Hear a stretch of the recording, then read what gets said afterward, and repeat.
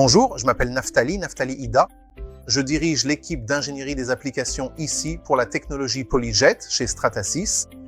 Aujourd'hui, je suis vraiment ravi de vous présenter notre nouvelle famille de matériaux Agilus en couleur intégrale. Ici, nous prenons nos matériaux Agilus existants, noirs, blancs et transparents, et nous leur ajoutons le cyan, le magenta et le jaune afin de pouvoir imprimer ces modèles flexibles, fantastiques et en couleur intégrale. Je vais donc vous montrer aujourd'hui 4 exemples différents de modèles.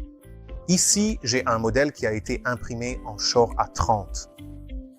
Je vais également vous montrer comment obtenir exactement le même aspect, mais avec un modèle en Shore A50 et même en allant jusqu'à un Shore A95.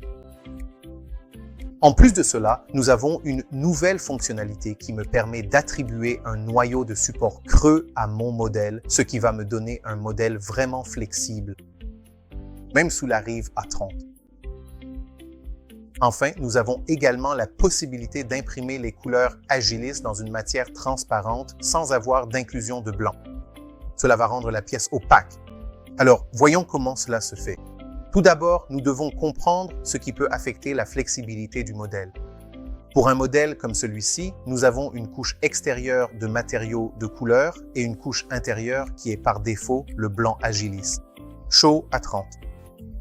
Cependant, avec l'ajout des matériaux Vero blanc ou Vero Clear, nous pouvons affecter la dureté de la pièce. Ainsi, un mélange de proportions différentes de mon Agilus White au cœur avec l'un des matériaux Vero me donnera la gamme entre chaud A30 et chaud A95. Jetons un œil à la structure d'un modèle imprimé en 3D. Tout d'abord, j'ai un revêtement extérieur d'1 mm de mon Agilus CMI, des matériaux colorés.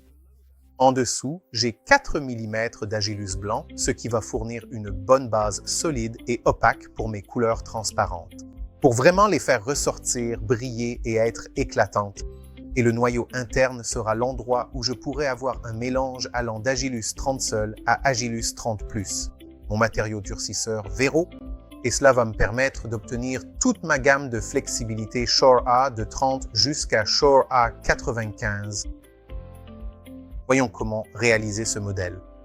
Ce modèle est entièrement en Agilus 30 et pour y parvenir, il faut que votre armoire à matériaux soit configurée avec Agilus cyan, magenta, jaune, noir, blanc, ainsi que Vero White et transparent.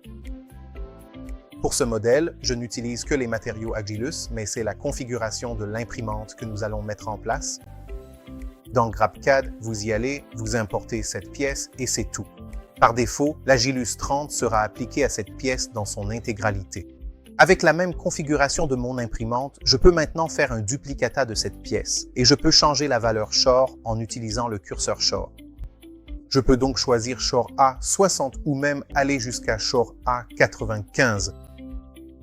Et ce que cela va faire, c'est ajouter mon matériau Vero dans différents ratios. Donc, une partie sera appliquée à mon Shore A60 et encore plus sera assignée au noyau pour la pièce Shore A95. Nous pouvons également obtenir d'excellentes pièces transparentes, mais pour cela, il va falloir modifier légèrement la configuration de notre imprimante. Actuellement, nous sommes configurés avec Agilus 30 cyan, magenta, jaune, blanc et noir. Et j'ai mes 2 matériaux Vero, blanc et transparent. Maintenant, je peux remplacer mon matériau blanc par mon matériau Vero ou le matériau blanc par Agilus Clear. Et cela va me permettre de conserver toutes mes capacités de couleur tout en me permettant de choisir et de modifier la flexibilité. Ou bien je peux retirer mon matériau Agilus 30 noir et le remplacer par mon Agilus 30 transparent. Cela pourrait potentiellement avoir un léger impact sur certaines couleurs plus foncées, mais je pourrais toujours obtenir une gamme complète de couleurs. Et j'aurai toujours 2 options pour mon matériau principal ou pour imprimer d'autres prototypes rigides sur le même plateau. Alors, voyons ce qui se passe. Dans ce cas, je vais remplacer mon Vero White par l'Agilus 30 transparent. Sur le curseur Shore, je peux ajuster les valeurs ici.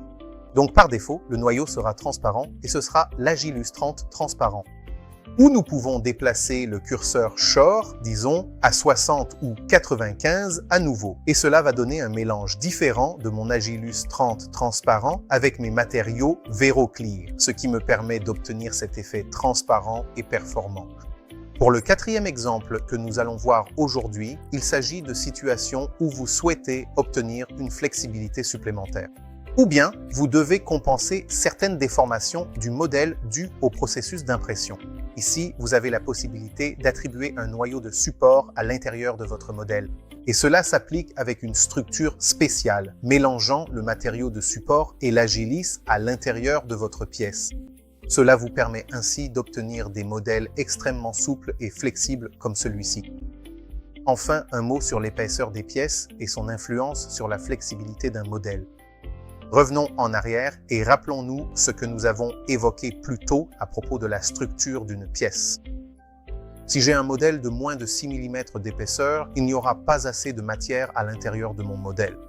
Pour attribuer ce ratio de mélange entre le matériau Vero Hardener et mon matériau Agilis 30 afin d'obtenir un niveau de dureté supérieur à Shore A30. Donc, les modèles de moins de 6 mm seront essentiellement en Shore A30 et pour toute épaisseur supérieure, c'est là que vous commencerez à voir le changement que vous appliquez. Pour résumer, Agilis Colors vous offre la possibilité de réaliser des modèles comme jamais auparavant. Nous avons la couleur intégrale, une flexibilité totale, des modèles texturés, des détails nets, des impressions fines, le tout sur un seul plateau, sur une seule plateforme. Merci d'avoir regardé cette vidéo. Nous avons hâte de vous retrouver la prochaine fois.